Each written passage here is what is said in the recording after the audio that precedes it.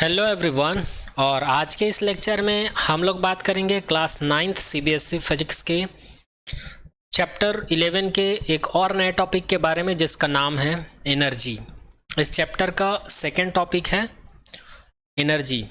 इस लेक्चर में हम लोग एनर्जी का डेफिनेशन देखेंगे, यूनिट देखेंगे और इससे रिलेटेड एग्जांपल देखेंगे, इसका डायमेंशंस देखेंगे और एनर्जी के कितने फॉर्म्स होते हैं, डिफरेंट फॉर्म्स के बारे में बात करेंगे और उन वेरियस फॉर्म ऑफ एनर्जी को कितने टाइप से कैटेगराइज किया गया है उसके बारे में भी देखेंगे। ठीक है। उसके बाद हम लोग काइनेटिक एनर्जी के बारे में बात करेंगे, वर्क एनर्जी थ्योरम के बारे में बात करेंगे, potential energy, gravitational potential energy. इसमें हम लोग जो ग्रेविटेशनल पोटेंशियल एनर्जी mgh के इक्वल होता है इसको प्रूफ भी करेंगे। इसके बाद हम लोग बात करेंगे transformation of energy and device. जैसे कि आप सभी को पता है कि एनर्जी को हम लोग वन फॉर्म से सेकेंड फॉर्म में कन्वर्ट कर सकते हैं। जैसे कि इलेक्ट्रिकल एनर्जी को हम लोग साउंड एनर्जी में कन्वर्ट कर सकते हैं, मैकेनिकल एनर्जी को अदर एनर्जी में कन्वर्ट कर सकते हैं, जैसे कि केमिकल एनर्जी को हम लोग मैकेनिकल एनर्जी में चेंज कर सकते हैं। इस प्रकार के जो ट्रांसफॉर्मेशन ऑफ एनर्जी, उन चीज़ों के बारे में बात करेंगे और एनर्जी को कन्वर्ट करने के लिए जो डिवाइस यूज़ करते हैं उस डिवाइस के बारे में भी बात करेंगे। उसके बाद एनर्जी के अंदर में जो लास्ट पॉइंट होगा वो है law of conservation of energy, इसके बारे में भी हम लोग देखेंगे। तो एनर्जी ये इस चैप्टर का सेकेंड टॉपिक है और इस एनर्जी के अंदर में इतना सारा पॉइंट हम लोग को कवर करना है। तो चलिए आज के लेक्चर को स्टार्ट करते हैं और सबसे पहले हम लोग देखते हैं डेफिनेशन ऑफ एनर्जी। तो एनर्जी का डेफिनेशन अगर आपको 1 मार्क्स में पूछे तो आप लोग क्या लिखेंगे? तो एनर्जी क्या होता है? एबिलिटी होता है या कैपेबिलिटी होता है काम करने के लिए। क्योंकि हम लोग को कोई भी काम करने के लिए किसकी ज़रूरत पड़ती है? एनर्जी की ज़रूरत पड़ती है, जो कि कहाँ से मिलता है? हमको फूड से मिलता है। ठीक है। उसी प्रकार जो ऑटोमोबाइल्स होते हैं जैसे कि कार, व्हीकल्स, ठीक है, ये सभी को एनर्जी कहाँ से मिलती है? तो ईंधन से मिलते हैं। कहाँ से मिलते हैं? ईंधन या फिर पेट्रोल डीजल से मिलता है। तो इन सभी को क्या चाहिए रहता है? वर्क करने के लिए एनर्जी चाहिए रहता है। ठीक है। तो उसी को हम लोग क्या कहते हैं? एनर्जी कहते हैं। तो वही चीज़ यहाँ पर लिखा हुआ है, द एबिलिटी और capability to doing work by a body और an object is known as energy of the body और ऑब्जेक्ट। ठीक है। किसी भी ऑब्जेक्ट या किसी भी बॉडी की जो एबिलिटी या कैपेबिलिटी होती है काम करने की, उसी को हम लोग क्या कहते हैं? उस बॉडी की एनर्जी कहते हैं। और ये एक प्रकार की स्केलर क्वांटिटी है, याद रखिएगा। एनर्जी क्या होती है? एक प्रकार की स्केलर क्वांटिटी होती है। अगर इसके एसआई यूनिट की बात करें तो इसका एसआई यूनिट वही होता है जो वर्क का होता है, क्योंकि इसके डेफिनेशन में ही बताया गया है कि एनर्जी क्या होता है? कार्य का जो कैपेबिलिटी या एबिलिटी होती है वर्क करने की, उसी को एनर्जी कहते हैं। इसका मतलब वर्क डन जो है एनर्जी के इक्वल होता है। इसका मतलब यह है कि वर्क का जो यूनिट होता है वही यूनिट किसका होगा? एनर्जी का भी होगा। ठीक है। और एनर्जी को कैपिटल ई से रिप्रेजेंट किया जाता है। और एक चीज़ और याद रखिएगा, ये जो एनर्जी का डेफिनेशन है इससे हम लोग को ये तो पता चल गया है कि वर्क जो है एनर्जी के इक्वल होता है। इसका मतलब ये है हमारे पास जितनी ज़्यादा एनर्जी होगी हम उतना ही काम कर पाएंगे और हमारे पास जितनी कम एनर्जी होगी हम उतना ही कम काम कर पाएंगे। ठीक है। तो इस प्रकार से हम लोग बोल सकते हैं वर्क डन क्या होता है? एनर्जी के इक्वल होता है। चलिए आगे बढ़ते हैं। आगे हम लोग बात करते हैं various form of energy and types of energy. तो सबसे पहले हम लोग बात करते हैं एनर्जी के कितने फॉर्म्स हो सकते हैं। तो जैसे कि इस फिगर में देख पा रहे हैं फॉर्म्स ऑफ एनर्जी। तो एनर्जी के बहुत सारे फॉर्म्स होते हैं जिसमें से कुछ को यहाँ पर रिप्रेजेंट किए गए हैं, जिसमें से फर्स्ट है मैकेनिकल एनर्जी। मैकेनिकल एनर्जी जैसे कि आप लोग को पता है मोटर कार होता है, मूविंग कार होता है, इसमें हम लोग क्या करते हैं? केमिकल एनर्जी को मैकेनिकल एनर्जी में कन्वर्ट किया जाता है। अच्छा, मैकेनिकल एनर्जी क्या होता है? किसी भी बॉडी या ऑब्जेक्ट में उसके मोशंस की वजह से उसमें जो एनर्जी होती है उसी को हम लोग क्या कहते हैं? मैकेनिकल एनर्जी कहते हैं। इस चीज़ को याद रखिएगा। जैसे कि मेढक जो है लीपिंग करता है ना, तो उसकी वजह से इसमें एनर्जी आता है। कार जो है मूव करता है, उसकी वजह से इसमें एनर्जी आता है। ये केमिकल एनर्जी को मैकेनिकल एनर्जी में कन्वर्ट करता है। उसी प्रकार थर्मल एनर्जी है, हीट की वजह से या बॉडी के हॉटनेस की वजह से उसमें जो एनर्जी होती है उसको हम लोग थर्मल एनर्जी कहते हैं। जैसे आइसक्रीम या बर्फ़ का पिघलना, ये एक प्रकार की थर्मल एनर्जी है। हीटिंग सूप, जो सूप होता है ये गर्म होता है। ठीक है। तो ये भी थर्मल एनर्जी का ही फॉर्म है। नेक्स्ट बात करते हैं इलेक्ट्रोमैग्नेटिक एनर्जी के बारे में। इलेक्ट्रोमैग्नेटिक वेव क्या होता है? जैसे विजिबल लाइट, जो लाइट होते हैं ये इलेक्ट्रोमैग्नेटिक एनर्जी का फॉर्म होता है। इंफ्रारेड रेडिएशन, रेडियो वेव, ये सभी क्या होते हैं? इलेक्ट्रोमैग्नेटिक एनर्जी का फॉर्म होते हैं। नेक्स्ट बात करते हैं इलेक्ट्रिकल एनर्जी, जैसे कि बिजली का चमकना, लाइटिंग प्रोसेस, ये एक प्रकार की लाइट एनर्जी होती है। इलेक्ट्रिकल एनर्जी का दूसरा एग्जांपल है पावर लाइंस, जो हमारे घर में बिजली आती है, ये भी इलेक्ट्रिकल एनर्जी का एक एग्जांपल है। नेक्स्ट बात करते हैं साउंड एनर्जी। ठीक है, लाउड स्पीकर से जो साउंड निकलती है, ये हम लोग जो बोलते हैं, हम लोग के वोकल कॉर्ड में वाइब्रेशंस की वजह से एक एनर्जी प्रोड्यूस होती है जिसको हम लोग साउंड एनर्जी कहते हैं। तो ये भी एनर्जी का एक फॉर्म होती है। इसी प्रकार केमिकल एनर्जी होती है। केमिकल एनर्जी जैसे हम लोग खाना को खाते हैं तो हमारे पेट में केमिकल रिएक्शन होता है जिसकी वजह से खाना डाइजेस्ट होता है, तो इनको भी हम लोग केमिकल एनर्जी का नाम दे सकते हैं। Striking a match box, match box जो मैच स्टिक होता है उसको हम लोग फ्रिक्शन करवाते हैं तो उसमें आग लग जाता है, ये भी एक प्रकार का केमिकल प्रोसेस की वजह से होता है। तो यहाँ पर जो एनर्जी मिलती है उसको केमिकल एनर्जी बोल सकते हैं। नेक्स्ट बात करते हैं न्यूक्लियर एनर्जी। तो न्यूक्लियर क्या होता है? जैसे कि कोई भी सब्सटेंस होता है वो बहुत सारे एटम्स या मॉलिक्यूल से मिलकर बने होते हैं, और जब उसके एटम्स को हम लोग जूम करके देखते हैं तो उसमें हम लोग को न्यूक्लियस मिलता है, और उस न्यूक्लियस में क्या होता है? प्रोटॉन और न्यूट्रॉन रहते हैं। तो न्यूट्रॉन और प्रोटॉन में जो प्रोसेस होती है उसको न्यूक्लियर प्रोसेस बोलते हैं, और वहाँ पर जो एनर्जी होती है उसको न्यूक्लियर एनर्जी बोलते हैं। जैसे कि इसका एग्जाम्पल है न्यूक्लियर एनर्जी का, क्या क्या एग्जाम्पल है? जैसे कि सन कैसे काम करता है? तो ये न्यूक्लियर फ्यूज़न के कॉन्सेप्ट के ऊपर काम करता है। ठीक है, न्यूक्लियर फ्यूज़न के कॉन्सेप्ट के ऊपर काम करता है। इसका एग्जांपल है सन और स्टार। तो ये एक प्रकार की सोलर एनर्जी होती है, ये एक प्रकार की क्या होती है? सोलर एनर्जी होती है। और न्यूक्लियर एनर्जी का सेकंड एग्जांपल है nuclear fission inside the earth of core. Nuclear fission का मतलब होता है बार बार टूटना। जब छोटे छोटे एटम्स जो है बार बार टूटकर क्या करते हैं? अलग अलग स्प्लिट हो जाते हैं, जिसको हम लोग विखंडन बोलते हैं, और उस पूरे प्रोसेस को हम लोग क्या करते हैं? न्यूक्लियर फिजन बोलते हैं। जबकि न्यूक्लियर फ्यूज़न का मतलब होता है संलयन, मतलब छोटे छोटे दो एटम्स मॉलिक्यूल्स आपस में मिलकर एक बड़ा न्यूक्लियस बनाते हैं, तो उस प्रकार के प्रोसेस को हम लोग न्यूक्लियर फ्यूज़न कहते हैं। तो ये दोनों ही किसका एग्जाम्पल है? न्यूक्लियर एनर्जी का एग्जाम्पल है।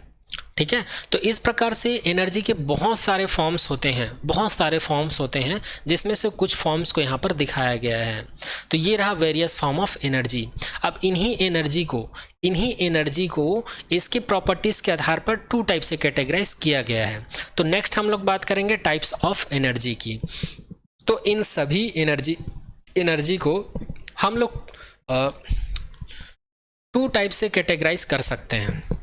इसमें से बहुत सारी एनर्जी है जो उनमें बॉडी में मोशंस की वजह से प्रोड्यूस हुई है, तो उन सभी एनर्जी को हम लोग काइनेटिक एनर्जी के कैटेगरी में रख देते हैं। उसी प्रकार इसमें कुछ बहुत सारे एनर्जी ऐसे हैं जो बॉडी के पोजीशंस की वजह से या उस बॉडी में स्टोर्ड एनर्जी की वजह से वो प्रोड्यूस हुई है, तो उस एनर्जी को हम लोग पोटेंशियल एनर्जी के कैटेगरी में रखते हैं। तो इस प्रकार से मैं बोल सकता हूँ एनर्जी को हम लोग 2 टाइप से कैटेगराइज कर सकते हैं, जिसमें से फर्स्ट होता है काइनेटिक एनर्जी और सेकेंड होता है पोटेंशियल एनर्जी। तो याद रखिएगा वेरियस फॉर्म ऑफ एनर्जी इतना सारा चीज़ है जिसको मैं एक्सप्लेन कर दिया हूँ, और अगर आप लोगों को टाइप ऑफ एनर्जी पूछे तो याद रखिएगा एनर्जी 2 टाइप के होते हैं, एक काइनेटिक एनर्जी और एक पोटेंशियल एनर्जी। और अगर काइनेटिक एनर्जी क्या होता है पूछेंगे तो बता देना कि किसी भी बॉडी में या किसी भी ऑब्जेक्ट में उसके मोशंस के थ्रू उसमें जो एनर्जी होती है, मोशन की वजह से उसमें जो एनर्जी होती है उस एनर्जी को हम लोग काइनेटिक एनर्जी कहते हैं। और यदि उस बॉडी में उसकी पोजीशंस की वजह से, उसकी पोजीशन स्थिति की वजह से उस बॉडी के अंदर जो स्टोर्ड एनर्जी है उसको हम लोग पोटेंशियल एनर्जी कहते हैं। जैसे कि यहाँ पर है एनर्जी को यहाँ पर 2 टाइप से क्लासीफाई किया गया है। फर्स्ट है काइनेटिक एनर्जी, सेकेंड है पोटेंशियल एनर्जी। यहाँ पर लिखा हुआ है, मैं जो बोला हूँ एनर्जी ऑफ मूवमेंट किसी भी बॉडी में मोशन या मूवमेंट की वजह से होती है। पोटेंशियल एनर्जी किसी भी बॉडी में एक स्टोर्ड एनर्जी है। आगे इस बारे में बात करेंगे, डेली लाइफ से रिलेटेड एग्जांपल के बारे में भी देखेंगे। ठीक है, अब ये जो वेरियस फॉर्म ऑफ एनर्जी है इसमें से किस किस एनर्जी को काइनेटिक एनर्जी के कैटेगराइज में रखा गया है या काइनेटिक एनर्जी के अंडर में रखा गया उसको देखते हैं। थर्मल एनर्जी ये एक प्रकार की काइनेटिक एनर्जी होती है। क्यों? क्योंकि इसमें पार्टिकल्स का मूवमेंट होता है, क्योंकि पार्टिकल्स में वाइब्रेशंस होता है और मूवमेंट होता है, इस वजह से वो क्या होते हैं, वो बॉडी गर्म होता है, ठीक है, और उसमें से एक एनर्जी प्रोड्यूस हो जाती है, तो उसी एनर्जी को हम लोग थर्मल एनर्जी कहते हैं। मैकेनिकल एनर्जी ये भी बॉडी के मोशंस की वजह से मिलती है। इलेक्ट्रिकल एनर्जी ये तो आप सभी को पता है, इलेक्ट्रॉन के मोशंस की वजह से हमको इलेक्ट्रिकल एनर्जी मिलती है ना। मैग्नेटिक एनर्जी में भी पता है आप लोगों को, ये भी मोशंस की वजह से होती है। मैग्नेटिक फील्ड में किसी भी मैग्नेटिक मटेरियल को रख देने पर या पुश या पुल करने पर हमको मैग्नेटिक फील्ड के द्वारा किसी भी बॉडी को पुश या पुल करने की वजह से, अर्थात मोशन की वजह से ही हम लोग को एनर्जी मिलती है, तो ये मैग्नेटिक एनर्जी होती है। उसी प्रकार अगर मैं पोटेंशियल एनर्जी की बात करूं तो इसका एग्जांपल है या टाइप्स है chemical energy stored in food and fuel, जैसे कि हम लोग खाना खाते हैं या जो फ्यूल है उसको हम लोग व्हीकल्स में डालते हैं, तो उसमें क्या रहता है, केमिकल एनर्जी जो है स्टोर्ड रहता है फूड और फ्यूल के रूप में, तो उसको हम लोग बोल सकते हैं पोटेंशियल एनर्जी का टाइप्स है ये, ठीक है, या फिर बोल सकते हैं केमिकल एनर्जी जो है पोटेंशियल एनर्जी के अंडर में आता है। सेकंड बात करते हैं इलास्टिक एनर्जी। किसी भी बॉडी में या किसी भी बॉडी को स्ट्रेच करने पर, जैसे कि रबर हो गया, उसको स्ट्रेच करते हैं तो उसके अंदर एनर्जी क्या होती है, स्टोर होती है, तो इलास्टिक एनर्जी को भी हम लोग एक प्रकार का पोटेंशियल एनर्जी का फॉर्म बोल सकते हैं। नेक्स्ट बात करते हैं न्यूक्लियर एनर्जी। इसमें भी जो न्यूक्लियस होते हैं या पार्टिकल्स होते हैं उसके सेंटर में, न्यूक्लियस में एनर्जी स्टोर्ड होती है प्रोटॉन न्यूट्रॉन की वजह से, तो इसको भी हम लोग पोटेंशियल एनर्जी का फॉर्म बोल सकते हैं। किसको? न्यूक्लियर एनर्जी को, ठीक है। ग्रेविटेशनल एनर्जी ये भी एक प्रकार का पोटेंशियल एनर्जी होता है, क्योंकि किसी बॉडी को अगर हम लोग अर्थ सरफेस से किसी हाइट पर ले जाते हैं तो उसमें एनर्जी स्टोर्ड हो जाती है, वो उसी एनर्जी की वजह से वहाँ से छोड़ने पर ये हमेशा अर्थ के ग्राउंड की तरफ या अर्थ के सेंटर की तरफ मूव करती अपने आप, तो इस प्रकार से किसी हाइट पर ले जाकर छोड़ने पर उस बॉडी में क्या हो जाता है, एनर्जी स्टोर्ड हो जाता है। तो इस प्रकार से ग्रेविटेशनल एनर्जी को भी हम लोग क्या बोल सकते हैं, पोटेंशियल एनर्जी बोल सकते हैं। और वही चीज़ यहाँ पर लिखा हुआ है, energy stored in an object when it is above the earth surface. इसके बाद बात करते हैं next, we experience energy in different ways. Sound energy and light energy ये भी एनर्जी का ही एक फॉर्म होता है। और साउंड एनर्जी जो है कैसे प्रोड्यूस होता है, तो ये पार्टिकल्स में या फिर मॉलिक्यूल्स में वाइब्रेशंस या सेंसेशन की वजह से प्रोड्यूस होती है, तो ये भी मोशंस की वजह से ही प्रोड्यूस होती है साउंड एनर्जी, ठीक है। लाइट एनर्जी की बात करते हैं, form a energy our eyes can detect. Light energy ये भी एनर्जी का ही एक टाइप होता है जिसकी वजह से हम लोग अपने आसपास की चीज़ों को देख सकते हैं। तो अगर आप लोग को सिंपल सा वन वर्ड में पूछे लाइट क्या होती, तो बोल देना light is a form of energy through which we can see all the thing around us, okay ऐसा बोल दीजिएगा। तो ये रहा वेरियस फॉर्म ऑफ एनर्जी और ये रहा टाइप ऑफ एनर्जी। जो एनर्जी का फॉर्म है इसी को टू टाइप से कैटेगराइज किया गया है इसकी प्रॉपर्टीज के आधार पर। तो यहाँ पर वेरियस फॉर्म ऑफ एनर्जी और टाइप ऑफ एनर्जी जो है कंप्लीट होता है। चलिए आगे बढ़ते हैं। अब आगे हम लोग बात करेंगे, चूँकि इतने सारे एनर्जी में आप लोगों के सिलेबस में केवल काइनेटिक एनर्जी और पोटेंशियल एनर्जी को डिटेल में दिया हुआ है, इसलिए इन दोनों एनर्जी को ही हम लोग डिटेल में देखेंगे। बाकी ये जो सभी को बताएं ये एक ओवरव्यू है ताकि आपको आइडिया मिल जाएगा कि हमारे आसपास कितने प्रकार के एनर्जी पॉसिबल हैं, ठीक है।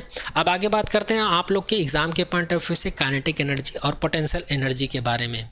तो सबसे पहले हम लोग बात करते हैं काइनेटिक एनर्जी के बारे में। तो यदि आपको एग्जाम में पूछा जाए कि काइनेटिक एनर्जी क्या होता है, तो इसके डेफिनेशन में आप लोग क्या लिख के आएंगे, जैसे कि मैं बता चुका हूँ, किसी भी बॉडी में अगर किसी भी बॉडी में एनर्जी है और वो एनर्जी उसके मोशंस के थ्रू है तो हम उसको काइनेटिक एनर्जी कह सकते हैं। और वही चीज़ यहाँ पर लिखा हुआ है, definition of kinetic energy: the energy possessed by a body by virtue of its motion is called kinetic energy। अगर किसी बॉडी में वो एनर्जी रखता है, पोसेस करता है, और वो एनर्जी जो है किसके वजह से है, उस बॉडी के मोशंस की वजह से है, तो उसी एनर्जी को हम लोग क्या नाम दे देते हैं, काइनेटिक एनर्जी कह देते हैं। अगर मैं एग्जांपल की बात करूं, जैसे moving vehicle has kinetic energy. जो व्हीकल्स होते हैं, मोटर कार होते हैं, जब वो मूव करते हैं तो उसके पास कौन सा एनर्जी होती है? Kinetic energy. फ्लोइंग वाटर, जब वाटर बहता है तो उस पानी के पास, वाटर के पास कौन सा एनर्जी होता है? Kinetic energy. ब्लोइंग एयर, जब एयर बहता है एयर उड़ता है या बहता है तो उसके पास कौन सी एनर्जी होती है? Kinetic energy. अब मूविंग कार, ये तो फर्स्ट वाले एग्जांपल में कवर हो जाएगा। Moving car has kinetic energy, जब कार मूव करता है तो उसके पास कौन सा एनर्जी होती है? Kinetic energy. A ball hit by bat has kinetic energy, अगर हम लोग बैट से बॉल को मारते हैं तो बॉल क्या करता है? मूव करता है, वो मोशन में आ जाता है, तो उस बॉल के पास कौन सी एनर्जी होती है? काइनेटिक एनर्जी होती है। तो इस प्रकार से ये सभी क्या हैं? काइनेटिक एनर्जी के एग्जाम्पल हैं। अब चलिए हम लोग बात करते हैं, अगर किसी बॉडी के पास काइनेटिक एनर्जी है तो उसको हम लोग कैसे कैलकुलेट करेंगे। तो उसको कैलकुलेट करने के लिए फॉर्मूला होता है, उस फॉर्मूला का डेरिवेशन देख लेते हैं। तो इस टॉपिक के अंदर में नेक्स्ट पॉइंट है हमारा फॉर्मूला फॉर काइनेटिक एनर्जी, या इसी को बोल सकते हो डेरिवेशन फॉर काइनेटिक एनर्जी। तो हम लोग कंसीडर कर लेते हैं ये हमारे पास एक बॉडी है, इस बॉडी का मास कितना है? m है। इस बॉडी के ऊपर हम लोग F फोर्स अप्लाई कर रहे हैं, जिसकी वजह से इस बॉडी में वेलोसिटी कितनी आ गई है? v वेलोसिटी आ गई है। मतलब ये बॉडी जो है इस डायरेक्शन में डिस्प्लेस होने लगी है, तो उस डिस्प्लेसमेंट को हम लोग वेक्टर d से रिप्रेजेंट कर देते हैं। अब यहाँ पर इस बॉडी के ऊपर जिसका मास m है, इसके ऊपर फोर्स लगा रहे हैं, तो इसमें डिस्प्लेसमेंट आ रहा है, तो जाहिर सी बात है यहाँ पर इस बॉडी के ऊपर कुछ ना कुछ वर्क हो रहा है। और वर्क डन का डेफिनेशन हम लोग ऑलरेडी पढ़ चुके हैं, W = Fd। इसको हम लोग इक्वेशन नंबर 1 नाम दे देते हैं। तो हम लोग को क्या मिल गया? Work done = force into displacement. अब हम लोग को पता है न्यूटन के सेकंड लॉ से, फोर्स का वैल्यू क्या होता है? मास और एक्सीलरेशन के प्रोडक्ट के इक्वल होता है। तो इसको मैं इक्वेशन नंबर 2 कंसीडर कर लेता हूं।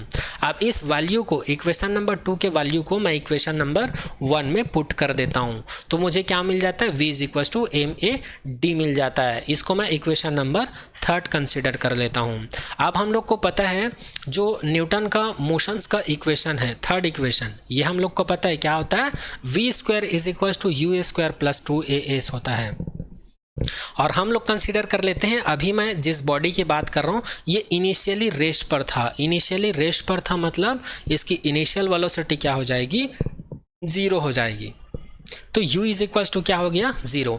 और यहाँ पर एस यहाँ पर क्या होता है? डिस्प्लेसमेंट होता है। तो यहाँ पर डिस्प्लेसमेंट को मैं एस के जगह पर क्या ले रखा हूँ? डी ले रखा हूँ, इसलिए मैं एस को रिप्लेस कर देता हूँ डी से।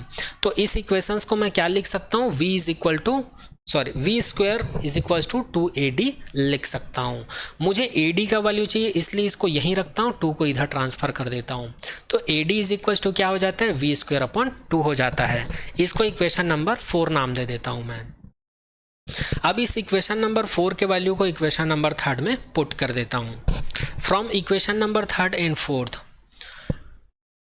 इक्वेशन नंबर 3 एंड 4, और ऑलरेडी हम लोग को पता है जो एनर्जी है वो वर्क डन के इक्वल होता है ना। तो इसलिए इक्वेशन नंबर 3 में ये वर्क डन के बजाय मैं काइनेटिक एनर्जी लिख सकता हूँ डायरेक्ट, क्योंकि हम लोग को पता है जो वर्क डन होता है वो एनर्जी के इक्वल होता है, क्योंकि हमारे पास जितना ज़्यादा एनर्जी होगा हम उतना ही काम कर पाएंगे। तो दोनों एक दूसरे के इक्वल होते हैं या प्रोपोर्शनल होता है, ऐसा बोल सकते हैं। तो ये इस W को मैं रिप्लेस कर देता हूँ k.e से। k.e का मतलब होता है काइनेटिक एनर्जी, और यहाँ पर m वैसे ही है, और ad के जगह पर मैं रिप्लेस कर देता हूँ इक्वेशन नंबर 4 से v²/2। तो मुझे मिल जाता है काइनेटिक एनर्जी = m v²/2। अब यहाँ पर इसको अगर मैं अरेंज करके लिख दूँ तो यही इसी को मैं लिख सकता हूँ काइनेटिक एनर्जी = 1/2 mv², और इसी को कहा जाता है काइनेटिक एनर्जी का फॉर्मूला। इसी को क्या कहा जाता है? काइनेटिक एनर्जी का फॉर्मूला। ठीक है, आई होप यहाँ तक आप सभी को समझ में आ गया होगा। तो यहाँ पर काइनेटिक एनर्जी का फॉर्मूला जो है कंप्लीट होता है। अब ये काइनेटिक एनर्जी का जो फॉर्मूला इक्वेशन नंबर 5 नाम दे देता हूँ मैं। ये जो इक्वेशन नंबर 5 हमको मिला था, इससे क्या रिजल्ट निकलता है? तो इक्वेशन नंबर 5 से हम लोग को काइनेटिक एनर्जी का एक्सप्रेशंस क्या मिल गया है? Kinetic energy = 1/2 mv²। अब इस इक्वेशन से ये जो काइनेटिक एनर्जी का जो फॉर्मूला, इससे हम लोग को क्या रिजल्ट मिलता है? तो पहला रिजल्ट तो ये मिलता है, जिस बॉडी के लिए हम लोग ये काइनेटिक एनर्जी का फॉर्मूला डिराइव किया, उस बॉडी का जो काइनेटिक एनर्जी है उस बॉडी के मास के प्रोपोर्शनल होता है। मास के प्रोपोर्शनल होता है, अर्थात उस बॉडी का मास जितना ज़्यादा होगा उस बॉडी का काइनेटिक एनर्जी उतना ही ज़्यादा होगा, और उस बॉडी का मास जितना कम होगा उस बॉडी की काइनेटिक एनर्जी उतनी ही कम होगी। दूसरा रिजल्ट ये निकल के आता है इस फॉर्मूले से, इस बॉडी का काइनेटिक एनर्जी जितना ज़्यादा होगा उसकी वेलोसिटी उतनी ही ज़्यादा होगी। वेलोसिटी का स्क्वायर के प्रोपोर्शनल होती है। अगर इस फॉर्मूले को ध्यान से देखूं तो दूसरा रिजल्ट ये निकलता है, काइनेटिक एनर्जी जो है वेलोसिटी के स्क्वायर के प्रोपोर्शनल होता है, अर्थात वेलोसिटी का स्क्वायर का वैल्यू जितना ज़्यादा होगा काइनेटिक एनर्जी का वैल्यू उतना ही ज़्यादा होगा, और वेलोसिटी स्क्वायर का वैल्यू जितना कम होगा काइनेटिक एनर्जी का वैल्यू उतना ही कम होगा। तो ये दो रिजल्ट निकल के आते हैं हमारे पास काइनेटिक एनर्जी के फॉर्मूले से। अब यहाँ पर जो ये दो रिजल्ट मिले हैं, चलिए इनको प्रूफ करके देखते हैं। सपोज़ मैं यहाँ पर ये जिस बॉडी के मास के बारे में बात कर रहा हूँ उसके मास को अगर मैं डबल कर दूँ तो यहाँ पर पहले वाला काइनेटिक एनर्जी मुझे कितना मिलेगा, जब मास m था, स्मॉल m था, तो काइनेटिक एनर्जी 1/2 mv² था। अब यहाँ पर मास को रिप्लेस कर देता हूँ मैं 2m से, तब मेरे पास काइनेटिक एनर्जी क्या मिल जाएगी, फाइनल काइनेटिक एनर्जी मुझे मिल जाएगी पहले वाले काइनेटिक एनर्जी के डबल मिल जाएगी। सिमिलरली अगर पहले वाले मास m था मेरे पास, अब उस मास को अगर मैं 4 के मल्टीपल कर देता हूँ, मतलब 4 के मल्टीपल में मैं मास को क्या कर देता हूँ, इंक्रीज़ कर देता हूँ, तो काइनेटिक एनर्जी भी 4 के मल्टीपल क्या हो जाएगा, इंक्रीज़ हो जाएगा। तो ये रिज़ल्ट निकल के आता है। तो यहाँ पर पहले वाले रिज़ल्ट को मैं यहाँ पर प्रूफ करके बता दिया हूँ। इसी प्रकार यहाँ पर सेकंड रिज़ल्ट मैं ये निकाला था कि वेलोसिटी के स्क्वायर को अगर मैं इंक्रीज़ करता हूँ तो काइनेटिक एनर्जी इंक्रीज़ होता है। तो अगर यहाँ पर वेलोसिटी को मैं डबल कर दूँ, अगर वेलोसिटी को मैं डबल कर दूं तो इसके काइनेटिक एनर्जी के ऊपर क्या इफेक्ट पड़ेगा, तो इसका काइनेटिक एनर्जी जो है 4 के मल्टीपल इंक्रीज़ हो जाएगा, क्योंकि यहाँ पर वेलोसिटी का स्क्वायर है और वेलोसिटी को हम लोग किससे रिप्लेस किए, v = 2v से। तो यहाँ पर 2v का स्क्वायर करूँगा तो ये 4v² हो जाएगा। तो यहाँ पर पहले वाला काइनेटिक एनर्जी का 4 के मल्टीपल हो जाएगा, जो बाद में हम लोग को काइनेटिक एनर्जी मिलेगा। इसी प्रकार अगर मैं वेलोसिटी को 4 के मल्टीपल इंक्रीज़ कर दूं तब मुझे फाइनल काइनेटिक एनर्जी क्या मिलेगी, तो ये मुझे मिलेगा 16 के मल्टीपल इंक्रीज़ हो जाएगा। कौन, काइनेटिक एनर्जी। ठीक है, इस वाले को एक बार प्रूफ करके बता देता हूँ मैं। पहले मेरे पास काइनेटिक एनर्जी कितनी थी, 1/2 mv² था। अब यहाँ पर वेलोसिटी को मैं क्या कर देता हूँ, v = 2v कर देता हूँ, v को मैं रिप्लेस कर देता हूँ 2v से। तो ये न्यू वाला काइनेटिक एनर्जी कितना हो जाएगा, इसको मैं काइनेटिक एनर्जी डेज से रिप्रेजेंट करता हूँ, 1/2 m, v को मैं 2v कर देता हूँ और इसका स्क्वायर ले लेता हूँ। तो ये मुझे कितना मिल जाएगा, 1/2 v² को इन्हीं के साथ लिखता हूँ और यहाँ पर ये जो 2 के पावर में 4 है उसको मैं अलग लिख लेता हूँ। अब इसको मैं पहले वाले काइनेटिक एनर्जी के इक्वल हैं, इसलिए इसको मैं रिप्लेस कर देता हूँ, इतने को रिप्लेस कर देता हूँ पहले वाले काइनेटिक एनर्जी से। ठीक है, और ये 4 को मैं सामने लिख देता हूँ। तो आप लोग देख सकते हैं अगर मैं वेलोसिटी को 2v के इक्वल करूँ तो फाइनल काइनेटिक एनर्जी जो है 4 के मल्टीपल इंक्रीज़ हो जाता है, जो कि आप लोग यहाँ पर देख सकते हो। इसी प्रकार आप लोग इसको भी प्रूफ कर सकते हो, तो यहाँ पर काइनेटिक एनर्जी का डेरिवेशन और इसका कॉन्सेप्ट जो है कंप्लीट होता है।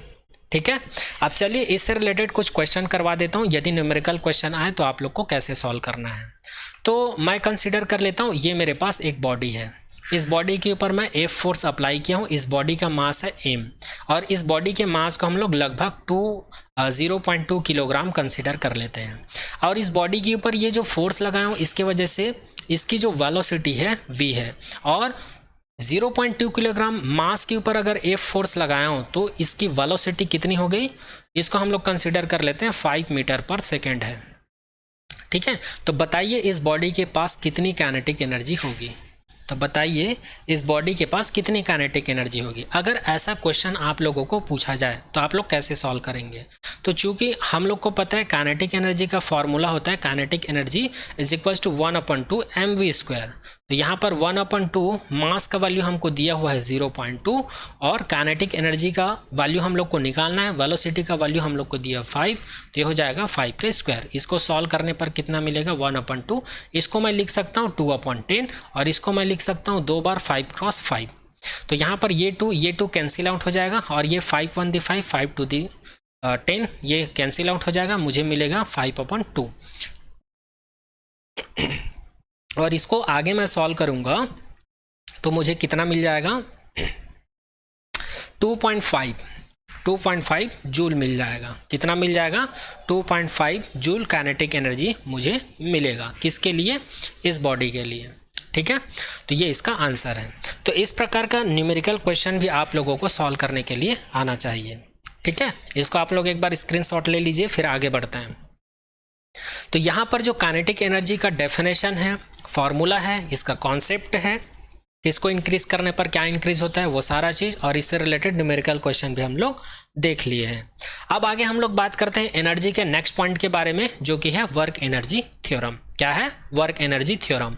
तो चूंकि ये टॉपिक का नाम ही है थ्योरम, तो थ्योरम है, इसका मतलब इसका कुछ ना कुछ स्टेटमेंट होगा, कुछ ना कुछ लॉ होगा। तो सबसे पहले थ्योरम का बोलना क्या है, थ्योरम का स्टेटमेंट क्या है, उसी को देख लेते हैं। तो वर्क एनर्जी थ्योरम हमको ये बोलता है, the work done by a force on a body is equal to the change in kinetic energy of that body. तो वर्क एनर्जी थ्योरम हमको ये बोलता है, किसी भी बॉडी के ऊपर अगर मैं एक फोर्स लगा रहा हूँ, तो इसके ऊपर किया गया काम जो है, या किया गया वर्क डन जो है, किसके इक्वल होगा, इसकी फाइनल काइनेटिक एनर्जी और इनिशियल काइनेटिक एनर्जी के डिफरेंस के इक्वल होगा। ये कौन बोलता है, वर्क एनर्जी थ्योरम का स्टेटमेंट है। एक बार और रिपीट कर देता हूँ, किसी भी बॉडी के ऊपर एफ फोर्स अप्लाई करने पर उसमें जो वर्क डन होता है डब्ल्यू, ये हमेशा किसके इक्वल होता है, उस बॉडी के ऊपर एफ फोर्स लगाने की वजह से उस बॉडी में जो काइनेटिक एनर्जी प्रोड्यूस होगी, तो उसकी फाइनल काइनेटिक एनर्जी और इनिशियल काइनेटिक एनर्जी के डिफरेंस के इक्वल होगी। ये कौन बोलता है, वर्क एनर्जी थ्योरम। ये इसका स्टेटमेंट है, स्टेटमेंट को याद रखिएगा। जहां पर K1 का मतलब होता है काइनेटिक एनर्जी। कौन सा काइनेटिक एनर्जी, बॉडी की इनिशियल काइनेटिक एनर्जी। ठीक है, और अगर मैं K2 की बात करूं तो K2 भी काइनेटिक एनर्जी है, बट बॉडी की फाइनल काइनेटिक एनर्जी। और काइनेटिक एनर्जी का फॉर्मूला हम लोग को पता है, अभी अभी निकाले हैं, यहाँ पर आप लोग देख सकते हैं, 1/2 mv² होता है। तो यहाँ पर फाइनल काइनेटिक एनर्जी के लिए वेलोसिटी क्या होती है, v होती है, सॉरी इनिशियल के लिए u होती है, और फाइनल काइनेटिक एनर्जी के लिए फाइनल वेलोसिटी v होती है। इसलिए यहाँ पर K2 के जगह पर K2 को रिप्लेस करके 1/2 mv² लिखा गया है, और K1 को रिप्लेस करके 1/2 u² लिखा गया है। तो इस वाले वर्क एनर्जी थ्योरम को हम लोग ऐसे भी लिख सकते हैं, क्योंकि यहाँ पर ये जो फॉर्मूला देख रहे हैं ना, ये फाइनल काइनेटिक एनर्जी का फॉर्मूला है, और ये वाला जो फॉर्मूला देख रहे हैं ना, ये इनिशियल काइनेटिक एनर्जी का फॉर्मूला है। तो यहां पर वर्क एनर्जी थ्योरम का स्टेटमेंट जो है कंप्लीट होता है। अब चलिए ये फॉर्मूला आता कैसे है, इसको हम लोग प्रूफ करते हैं। तो प्रूफ करने के लिए मैं कंसिडर कर लेता हूं, ये मेरे पास एक बॉडी है, इस बॉडी का एक मास है जिसको हम लोग स्मॉल m से रिप्रेजेंट किए हैं, और इस बॉडी की कुछ ना कुछ पोजीशन है, तो उस पोजीशन को हम लोग पॉइंट A से रिप्रेजेंट किए हैं। अब अभी ये रेस्ट पर है या रेस्ट पर नहीं है, जो भी सिचुएशन है वो हमको अभी नहीं पता। इस बॉडी के ऊपर मैं क्या कर देता हूँ, एफ फोर्स अप्लाई कर देता हूँ। तो t = 0 टाइम में अभी मैं इसके ऊपर क्या अप्लाई किया हूँ, फोर्स अप्लाई किया हूँ, और अभी ये कौन से टाइम पर बात कर रहे हैं, t = 0 सेकेंड में बात कर रहे हैं हम लोग। तो यहाँ पर इस बॉडी की इनिशियल वेलोसिटी को मैं u कंसीडर कर लेता हूँ। अब मैं इस बॉडी के ऊपर ये जो f फोर्स लगाया हूँ, इसकी वजह से आफ्टर t सेकेंड टाइम के बाद, t = t सेकेंड बाद, ये बॉडी की वेलोसिटी u से चेंज होकर क्या हो जाती है, स्मॉल u से चेंज होकर v हो जाता है। क्या हो जाता है, v हो जाता है। और ये बॉडी का मास कितना रहता है, उतना ही रहता है। ठीक है, एक बार और रिपीट कर देता हूँ। मेरे पास एक बॉडी था जिसका मास m था, और t = 0 सेकेंड में इसकी वेलोसिटी स्मॉल u थी, और इसके ऊपर हम लोगों ने F फोर्स अप्लाई किया। इस फोर्स की वजह से इसका जो वेलोसिटी u था, जो इनिशियल वेलोसिटी था, वो t सेकेंड बाद, t = t सेकेंड बाद चेंज होकर क्या हो गया, v हो गया। ठीक है, तो यहाँ पर इस बॉडी का डिस्प्लेसमेंट हो गया, यहाँ से यहाँ तक, जहाँ भी हो, है ना, यहाँ तक डिस्प्लेसमेंट हो गया। तो यहाँ पर इस बॉडी के ऊपर कुछ ना कुछ काम तो हुआ होगा, क्योंकि हम लोग फोर्स अप्लाई किए तो डिस्प्लेसमेंट हुआ, और जब फोर्स अप्लाई करने पर डिस्प्लेसमेंट होता है तो वहाँ पर वर्क डन होता है। तो अगर मैं यहाँ पर वर्क डन का डेफिनेशन अप्लाई करूँ तो मुझे मिल जाता है W = F × D। अब यहाँ पर हम लोग को पता है न्यूटन का सेकेंड लॉ, F को हम लोग रिप्लेस कर सकते हैं मास और एक्सीलरेशन से। तो W = हम लोग को मिल जाता है ma d। ठीक है, जहां पर m का मतलब मास, a का मतलब एक्सीलरेशन और d का मतलब क्या है, डिस्प्लेसमेंट। अब हम लोग को एक और चीज पता है, न्यूटन का जो थर्ड इक्वेशन ऑफ मोशन होता है v square is equal to u square plus 2as होता है। यू स्क्वायर को अगर मैं इधर ट्रांसफर करूं तो v square minus u square हो जाएगा, और यहाँ पर a क्या डिस्प्लेसमेंट है, लेकिन यहाँ पर डिस्प्लेसमेंट को हम लोगों ने d ले रखा है, तो इसलिए मैं यहाँ पर a को d से रिप्लेस कर देता हूँ। तो यहाँ पर मुझे मिल जाता है v square minus u square is equal to 2ad। ad को मैं यहीं पर रखता हूँ, 2 को इधर ट्रांसफर कर देता हूँ, तो ad इज इक्वल टू मुझे क्या मिल जाएगा, 1/2 we square minus 1/2 you square मिल जाएगा। अब हम लोग को पता है, हम लोग को एक चीज़ पता है, जो वर्क डन है वो काइनेटिक एनर्जी के इक्वल होता है, क्योंकि हम लोग को पता है एनर्जी के डेफिनेशन से, एनर्जी इज द एबिलिटी और capability of doing work. Okay, इसलिए W is equal to kinetic energy लिख सकते हैं। अब यहाँ पर ये जो AD का वैल्यू है, इस AD के वैल्यू को मैं यहाँ पर सब्स्टिट्यूट कर देता हूँ, तो यहाँ पर सब्स्टिट्यूट करने पर मुझे मिल जाता है W is equal to m 1/2 we square minus 1/2 you square. अगर मैं यहाँ पर ब्रैकेट को ओपन करता हूँ तो W इज इक्वल टू मुझे मिल जाता है 1/2 m v square minus 1/2 m u square. तो यहाँ पर हम लोग को वर्क एनर्जी थ्योरम मिल गया। देखो, तो इस प्रकार से वर्क एनर्जी थ्योरम यहाँ पर क्या होता है, प्रूव्ड होता है, और इसी प्रकार ये टॉपिक भी यहाँ पर कंप्लीट होता है। ठीक है, तो वर्क एनर्जी थ्योरम यहाँ पर कंप्लीट होता है। अब इसके बाद हम लोग नेक्स्ट बात करेंगे relation between kinetic energy and linear momentum की। तो काइनेटिक एनर्जी का मतलब, इसको किसी किसी बुक में k.e या फिर k से रिप्रेजेंट करते हैं, किसी किसी बुक में काइनेटिक एनर्जी को e से रिप्रेजेंट करते हैं। ठीक है, इस चीज़ को याद रखिएगा। तो यहाँ पर काइनेटिक एनर्जी को मैं कैपिटल E से रिप्रेजेंट कर रहा हूँ, और लीनियर मोमेंटम को P से रिप्रेजेंट किया जाता है। और पिछले चैप्टर में हम लोग लीनियर मोमेंटम के बारे में ऑलरेडी पढ़ चुके हैं, तो इन दोनों के बीच अभी हम लोग रिलेशन निकालने वाले हैं। तो काइनेटिक एनर्जी का फॉर्मूला हम लोग को पता है, kinetic energy is equal to 1/2 mv square होता है। इसको इक्वेशन नंबर 1 कंसिडर कर लेते हैं। और लीनियर मोमेंटम का डेफिनेशन होता है P is equal to mv होता है। और अगर मैं इस इक्वेशंस में दोनों तरफ स्क्वायर ले लूँ, दोनों तरफ स्क्वायर ले लूँ, तो क्या हो जाएगा, ये हो जाएगा P square is equal to m v square v square हो जाएगा। अब यहाँ पर मैं क्या कर देता हूँ, ये एम स्क्वायर को मैं क्या लिख सकता हूँ, m.m लिख सकता हूँ, क्योंकि m स्क्वायर हो जाएगा ये। तो ये वाला एक ठो m इधर ट्रांसफर कर देते हैं, और यहाँ पर एम वी स्क्वायर रहने देते हैं। तो इसी इक्वेशंस को मैं क्या लिख सकता हूँ, एम वी का square is equal to p square upon m लिख सकता हूँ। कैसे लिखा हूँ एक बार और रिपीट कर देता हूँ। एम स्क्वायर को मैं लिख सकता हूँ m.m वी का स्क्वायर। अब ये वाले m को मैं इधर ट्रांसफ़र करूँगा, तो इधर मल्टीपल में है, इधर आके डिवाइड में चला जाएगा, तो इसको मैं लिख सकता हूँ पी स्क्वायर अपॉन एम। इधर क्या बच जाएगा, एम वी स्क्वायर, तो एम वी स्क्वायर को यहाँ पर लिख दो। इसको मैं इक्वेशन नंबर 2 नाम दे देता हूँ। अब इस इक्वेशन नंबर 2 के वैल्यू को यहाँ पर देखो, एम वी स्क्वायर है, तो इस वैल्यू को मैं यहाँ पर इक्वेशन नंबर 1 में पुट कर देता हूँ। तो यहाँ पे लिखा हुआ है put this value in equation number 1, तो मुझे मिल जाएगा E is equal to 1/2 p square upon m. और इसी को अरेंज करके लिखूंगा तो इसको मैं लिख सकता हूँ पी स्क्वायर अपॉन 2m, और यही चीज़ यहाँ पर लिखा हुआ है। और इसी को कहा जाता है काइनेटिक एनर्जी और लीनियर मोमेंटम के बीच का रिलेशन। और इसी को आगे हम लोग सिंप्लीफाई करके लिखेंगे। आगे इसी को अगर हम लोग सिंप्लीफाई करके लिखेंगे तो हम लोग को क्या मिल जाएगा, linear momentum is equal to √2me मिल जाएगा, जहाँ पर E का मतलब है काइनेटिक एनर्जी, जहाँ पर E का मतलब है काइनेटिक एनर्जी, M का मतलब मास और P का मतलब लीनियर मोमेंटम। तो यदि आप लोगों को काइनेटिक एनर्जी लीनियर मोमेंटम के बीच रिलेशन पूछे तो ये लिखिएगा, और इसी को अगर सिंप्लीफाइड फॉर्म में पूछे तो आप लोग इसको P is equal to √2me लिख सकते हो। तो ये टॉपिक भी यहाँ पर कंप्लीट होता है। अब आगे हम लोग बात करते हैं पोटेंशियल एनर्जी के बारे में। आगे हम लोग बात करते हैं पोटेंशियल एनर्जी के बारे में। तो जैसे कि मैं आप लोगों को पहले ही बता चुका हूँ, पोटेंशियल एनर्जी एक प्रकार की स्टोर्ड एनर्जी है, किसमें, किसी भी बॉडी के अंदर में। फिर भी चलिए, अगर आप लोगों को इसका डेफिनेशन पूछ दें तो एग्जाम में आप लोगों को क्या लिखना है, तो डेफिनेशन की बात करते हैं। Suppose a stone is lying on the ground, it has no energy to do work. हम लोग कंसीडर कर लेते हैं ये अर्थ सरफेस है और अर्थ सरफेस में ये कोई स्टोन या बॉडी पड़ा हुआ है, तो इसके पास अभी कोई एनर्जी नहीं है कुछ काम करने के लिए।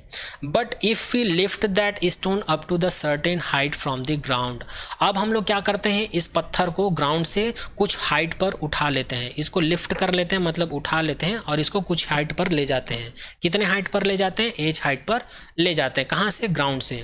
Then some work has been done and lifting it against the field. तब अब यहाँ पर इसके पास कुछ ना कुछ एनर्जी आ गई है काम करने के लिए, हाइट की वजह से और ग्रेविटेशनल फील्ड के अगेंस्ट। कंसीडर कर लेते हैं यहाँ पर अर्थ सरफेस की बात कर रहे हैं तो यहाँ पर ग्रेविटेशनल फील्ड होगा, हो सकता है यहाँ पर मैग्नेटिक फील्ड रहता तो मैग्नेटिक फील्ड के अगेंस्ट होता, हो सकता है यहाँ पर इलेक्ट्रिक फील्ड होता तो यहाँ पर इलेक्ट्रिक फील्ड के अगेंस्ट यहाँ पर क्या होता, वर्क होता। ठीक है, ये बात आई समझ में, तो यही चीज़ यहाँ पर लिखा हुआ है।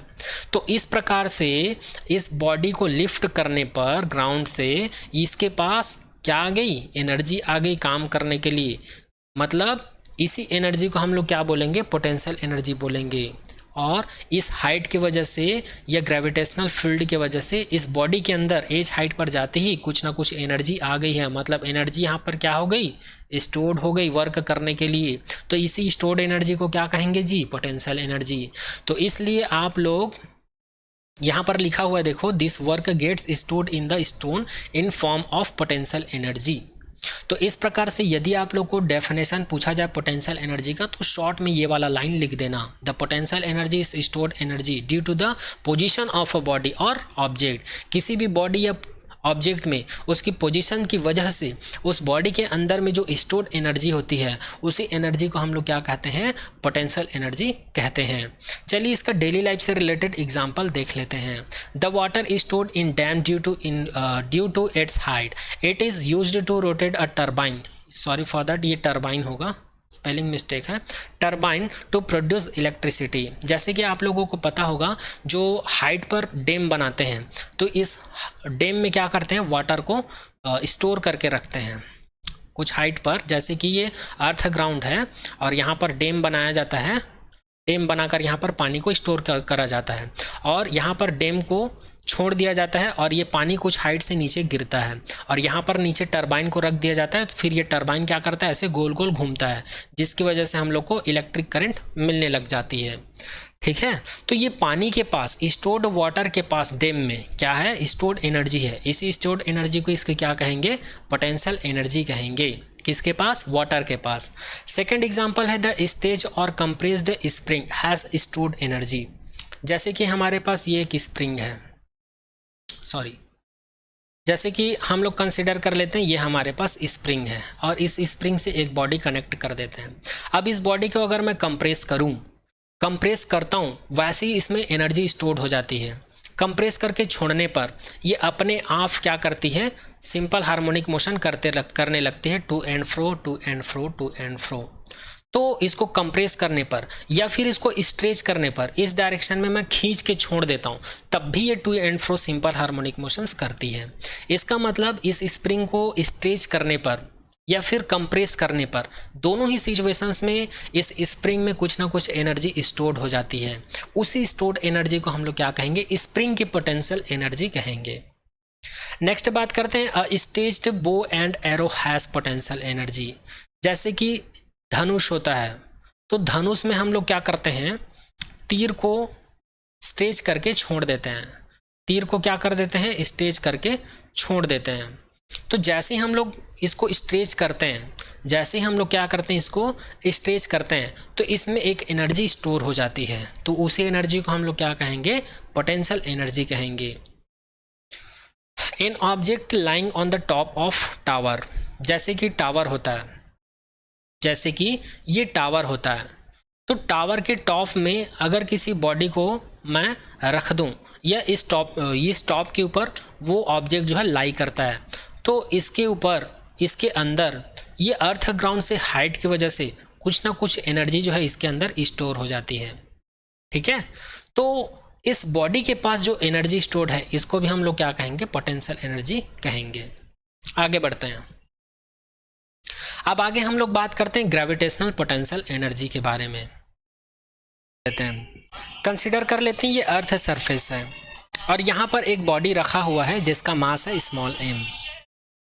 अब इस बॉडी को कुछ हाइट पर ले जाते हैं तो हम लोग कंसिडर कर लेते हैं ये हाइट की जो पोजीशन है इसको हम लोग ए कंसिडर कर सकते हैं और यहाँ पर एज हाइट पर इस बॉडी की पोजीशन है इसको हम लोग बी कंसिडर कर सकते हैं।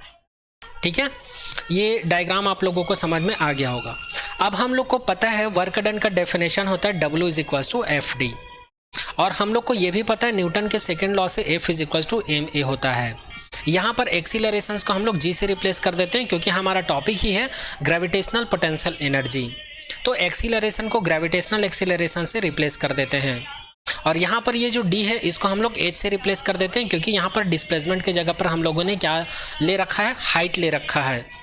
तो इस इक्वेशंस को अगर मैं चेंज करूंगा तो W is equal to M G H मिल जाता है। अब जैसे कि हम लोग को पता है एनर्जी का डेफिनेशन ही है एनर्जी इज द एबिलिटी और capability to doing work, that means here we can say W is equal to always gravitational potential energy.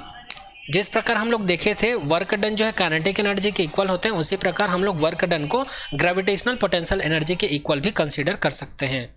इसीलिए यहाँ पर W is equals to potential energy is equals to gravitational potential energy हम लोगों ने ले रखा है। तो यहाँ पर वर्क डन W को रिप्लेस कर दूंगा मैं G.P.E, इसका मतलब होता है ग्रेविटेशनल पोटेंशियल एनर्जी।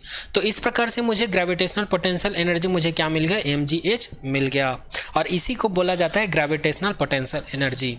तो इस प्रकार से हम लोग बोल सकते हैं the energy possessed by body due to height above the earth surface of the earth is called its gravitational potential energy. तो याद रखिएगा आप लोग को 1 से 2 मार्क्स में अगर पूछे 1 से 2 मार्क्स में यदि पूछे कि ग्रेविटेशनल पोटेंशियल एनर्जी क्या होता है तो बोल दीजिएगा किसी भी बॉडी के पास अर्थ सरफेस से अगर कुछ उसको किसी हाइट पर शिफ्ट करने पर उसके पास जो एनर्जी स्टोर्ड होती है उसी स्टोर्ड एनर्जी को हम लोग ग्रेविटेशनल पोटेंशियल एनर्जी बोलते हैं। या किसी बॉडी के पास अर्थ सरफेस से हाइट की वजह से उसके पास जो एनर्जी होती है उसी एनर्जी को हम लोग ग्रेविटेशनल पोटेंशियल एनर्जी कहते हैं और वही चीज़ यहाँ पर लिखा हुआ है। तो आई होप ये पॉइंट भी आप लोगों को समझ में आ गया होगा कि ग्रेविटेशनल पोटेंशियल एनर्जी क्या होता है और उसके लिए फॉर्मूला क्या होता है। इसके लिए फॉर्मूला डेराइव किया हम लोग mgh। अब चलिए नेक्स्ट बात करते हैं एनर्जी के अंदर में नेक्स्ट पॉइंट के बारे में बात करते हैं transformation of energy and device. तो सबसे पहले ये ट्रांसफॉर्मेशन ऑफ एनर्जी का मतलब क्या होता है। ट्रांसफॉर्मेशन ऑफ एनर्जी को कन्वर्जन भी कहा जाता है, कन्वर्जन ऑफ एनर्जी भी कहा जाता है। तो सबसे पहले हम लोग यही समझ लेते हैं कि ट्रांसफॉर्मेशन ऑफ एनर्जी का डेफिनेशन क्या होता है। Energy transformation also known as energy conversion is process of changing energy one form to another form. तो ट्रांसफार्मर ऑफ एनर्जी क्या होता है, एक प्रकार का प्रोसेस होता है। ट्रांसफॉर्मेशन ऑफ एनर्जी को कन्वर्जन ऑफ एनर्जी के नाम से भी जाना जाता है और कन्वर्जन ऑफ एनर्जी एक प्रोसेस होता है जिसमें एनर्जी के एक फॉर्म को दूसरे फॉर्म में कन्वर्ट किया जाता है। जैसे कि यहाँ पर इस फिगर में आप लोग देख सकते हैं डिफरेंट टाइप के एनर्जी कन्वर्जन को यहाँ पर शो किया गया है। जैसे कि यहाँ पर देख सकते हो जब सेब को हम लोग खाते हैं तो सेब से हम लोग को एनर्जी मिलती है और वो एनर्जी कैसी होती है, केमिकल एनर्जी होती है। तो केमिकल एनर्जी जब हम लोग सेब को खाते हैं हमको एनर्जी मिलती है तब हम लोग काम कर पाते हैं। जैसे कि हम लोग साइकिल चला पाते हैं तो हमारा बॉडी मोशन में आ जाता है। तो इस प्रकार से केमिकल एनर्जी जो है मैकेनिकल एनर्जी में कन्वर्ट हो रहा है। जैसे कि हम लोग मार्केट से बैटरी लेके आते हैं और बैटरी के अंदर क्या होता है, इलेक्ट्रोलाइट होता है या कार्बन होता है या कोई भी मटेरियल होता है, कोई भी सब्सटेंस होता है, मतलब उसके अंदर कुछ ना कुछ केमिकल डला रहता है जिसके वजह से वहाँ पर उसके अंदर करंट प्रोड्यूस होता है और इसको किसी लाइट से कनेक्टेड करने पर हम लोग को क्या मिलती है, लाइट एनर्जी मिलती है। तो इस प्रकार से केमिकल एनर्जी जो है लाइट एनर्जी में कन्वर्ट होता है, केमिकल एनर्जी जो है मैकेनिकल एनर्जी में कन्वर्ट होता है। तो एक एनर्जी है जो है दूसरे एनर्जी के फॉर्म में कन्वर्ट हो रहा है। तो इसी कन्वर्जन को या ट्रांसफॉर्मेशन को क्या कहा जाता है, ट्रांसफॉर्मेशन ऑफ एनर्जी कहा जाता है। जैसे कि यहाँ पर देख सकते हैं इलेक्ट्रिकल एनर्जी को हम लोग लाइट एनर्जी में कन्वर्ट कर सकते हैं। जैसे कि ये लैंप है, लैंप से क्या निकलता है, लाइट निकलता है और ये लाइट क्यों निकलता है, क्योंकि हम लोग इसको इलेक्ट्रिकल एनर्जी प्रोवाइड कराते हैं। उसी प्रकार जो फ्यूल्स होते हैं उसको हम लोग किस में डालते हैं, गाड़ी में डालते हैं। तो गाड़ी में डालते हैं तो गाड़ी क्या करने लगता है, मूव करने लगता है और कोई भी बॉडी जो है मूव करती है तो उसकी वजह से उसमें जो एनर्जी होती है उसको मैकेनिकल एनर्जी कहते हैं और ये मैकेनिकल एनर्जी आ कहाँ से रहा है, फ्यूल से, और फ्यूल एक प्रकार का क्या है, केमिकल है। तो यहाँ पर केमिकल एनर्जी जो है मैकेनिकल एनर्जी में कन्वर्ट हो रहा है। इसी प्रकार लाइट एनर्जी जो है केमिकल एनर्जी में कन्वर्ट होता है और इलेक्ट्रिकल एनर्जी जो है हीट एनर्जी में कन्वर्ट होता है। तो इसी को क्या कहा जाता है, एनर्जी का कन्वर्जन कहा जाता है। चलिए आगे बढ़ते हैं। आगे बात करते हैं schematic diagram of energy conversion. यदि एनर्जी कन्वर्जन का स्कीमेटिक डायग्राम आप लोग से पूछा जाए तो याद रखना, एनर्जी जो इनपुट के रूप में हम लोग देते हैं, किसको देते हैं, एक डिवाइस होता है, उस डिवाइस को कहा जाता है एनर्जी कन्वर्जन डिवाइस या एनर्जी ट्रांसफॉर्मेशन डिवाइस या एनर्जी कन्वर्जन डिवाइस कहा जाता है। तो जैसे इसमें हम लोग एनर्जी को इनपुट देते हैं तो ये इसी इनपुट एनर्जी को दूसरे एनर्जी में कन्वर्ट कर देता है, और वो एनर्जी कौन सा होता है, useful energy output, energy dissipated to the surrounding. कुछ एनर्जी जो है इसमें से खर्च हो जाते हैं और कुछ एनर्जी जो है यहाँ पर यूज़ हो जाता है। तो ये दोनों ही इसके क्या होते हैं, इनपुट एनर्जी के आउटपुट होते हैं। किसके थ्रू, ये डिवाइस के थ्रू। जैसे कि इसका एग्जांपल है, जैसे कि हम लोग कंसिडर कर लेते हैं ये हमारे पास एक बल्ब है, इस बल्ब को हम लोग कौन सा एनर्जी देते हैं, इलेक्ट्रिकल एनर्जी देते हैं। तो ये एनर्जी क्या हो जाएगा, इनपुट हो जाएगा। अब यहाँ से बल्ब से हमको दो चीज़ मिलती है, एक तो लाइट मिलती है और एक हीट मिलती है। तो यहाँ पर लाइट क्या है, लाइट एक प्रकार का एनर्जी होता है जिसका हम लोग क्या करते हैं, ये यूज़फुल होता है। क्या होता है, ये यूज़फुल होता है। और हीट एक प्रकार का क्या है, ये भी एक प्रकार की एनर्जी है जिसका यूज़ हम लोग नहीं करते हैं। तो ये क्या होती है, डिसिपेट होती है, ये खर्च होती है, और यूज़ क्या होती है, हीट होती है। तो इसी को यहाँ पर बोला गया है schematic diagram of energy conversion. एक डिवाइस होता है एनर्जी कन्वर्जन का जिसको हम लोग एक इनपुट देते हैं एनर्जी का, जिससे कि हम लोग को दो आउटपुट मिलता है। एक आउटपुट मिलता है, एनर्जी दो मिलता है जिसमें से एक एनर्जी यूज़फुल होता है और एक एनर्जी जो है डिसिपेटेड होता है या खर्चीला होता है। तो इसी चीज़ को यहाँ पर बताया गया है। तो याद रखिएगा एनर्जी कन्वर्जन का स्कीमेटिक डायग्राम कहा जाता है इसको।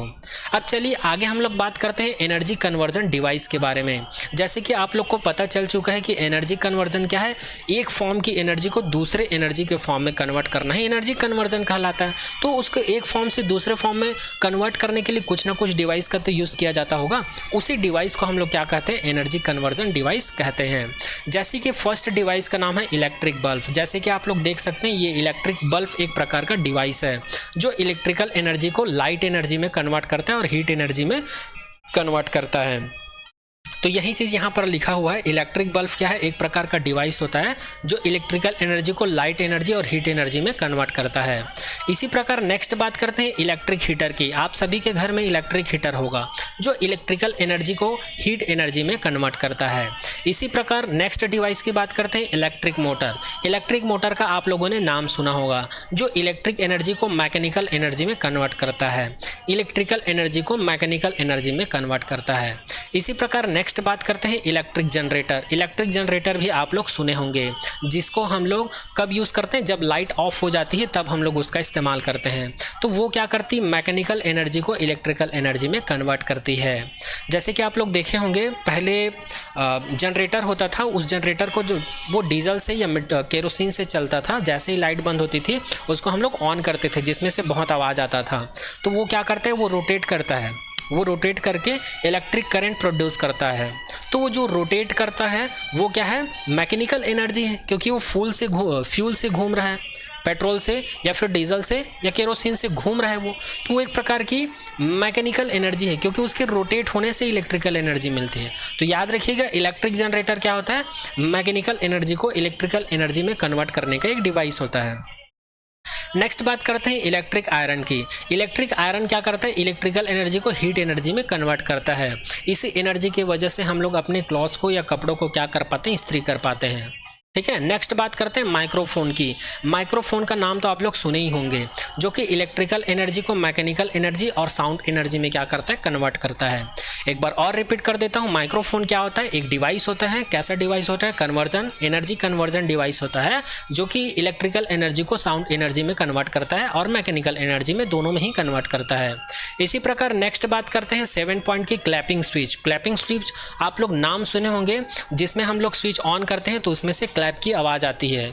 ठीक है, तो यहाँ पर क्लैपिंग स्विच भी एक प्रकार का एनर्जी कन्वर्जन डिवाइस है, जो इलेक्ट्रिकल एनर्जी को मैकेनिकल एनर्जी में क्या करते हैं, कन्वर्ट करते हैं। ड्राई सेल का भी नाम आप लोग सुने होंगे। ड्राई सेल क्या करता है, केमिकल एनर्जी को इलेक्ट्रिकल एनर्जी में कन्वर्ट करता है। जैसे कि ये सेल देख पा रहे हैं, जैसे इसको हम लोग किसी लाइट में या डिवाइस में लगाते हैं तो वहाँ से इलेक्ट्रिक करंट फ्लो होने की वजह से हम लोग को क्या मिलने लगती है, इसका यूज़फुल एनर्जी मिलने लगता है। तो यहाँ पर ड्राई सेल का एनर्जी कन्वर्जन को आप लोग लिख सकते हो, केमिकल एनर्जी जो है इलेक्ट्रिकल एनर्जी और हीट लाइट एनर्जी में कन्वर्ट करता है, दोनों लिख सकते हैं। इलेक्ट्रिकल एनर्जी, लाइट एनर्जी, दोनों में दोनों फॉर्म में कन्वर्ट करता है, ऐसा लिख सकते हैं। नेक्स्ट बात करते हैं फोटो सेल के बारे में। ठीक है, फोटो सेल क्या होता है, ये भी एक प्रकार का डिवाइस होता है जो लाइट एनर्जी को इलेक्ट्रिकल एनर्जी में कन्वर्ट करता है। नेक्स्ट बात करते हैं रेडियो। रेडियो का नाम तो आप लोग सुने ही होंगे, जो इलेक्ट्रिकल एनर्जी को साउंड एनर्जी में कन्वर्ट करता है। रेडियो क्या करता है, इलेक्ट्रिकल एनर्जी को साउंड एनर्जी में कन्वर्ट करता है। इसी प्रकार नेक्स्ट बात करते हैं सोलर वाटर हीटर, जिसका यूज़ स्विमिंग पूल में ज़्यादा यूज़ किया जाता है, जिसके थ्रू लाइट जो है सोलर पैनल के ऊपर पड़ता है, तो यहाँ पर लाइट एनर्जी जो है डायरेक्ट हीट एनर्जी में कन्वर्ट करता है। सोलर वाटर हीटर क्या होता है, लाइट एनर्जी को हीट एनर्जी में कन्वर्ट करता है। अब ये जो जितने भी डिवाइस का मैं नाम बताया हूँ, electric bulb, electric heater, electric motor, electric generator, इस सभी का पिक्चर यहाँ पर मैं लगा दिया हूँ ताकि आप लोग के दिमाग में इसका पिक्चर छप जाए। जैसे कि ये इलेक्ट्रिक मोटर हो गया, एक सेकेंड पेन का कलर चेंज कर लेता हूँ। जैसे कि ये इलेक्ट्रिक मोटर हो गया, इलेक्ट्रिक जनरेटर हो गया, electric iron, electric bulb, dry cell, gas stove. Gas stove एक प्रकार का भी ये एनर्जी कन्वर्जन डिवाइस है, जो कि क्या करता है, केमिकल एनर्जी को हीट एनर्जी में कन्वर्ट करता है। केमिकल क्या होता है, गैस होता है, ठीक है, और इससे क्या निकलती, हीट निकलती, जिससे खाना पकता है। तो ये केमिकल एनर्जी को हीट एनर्जी में कन्वर्ट करता है।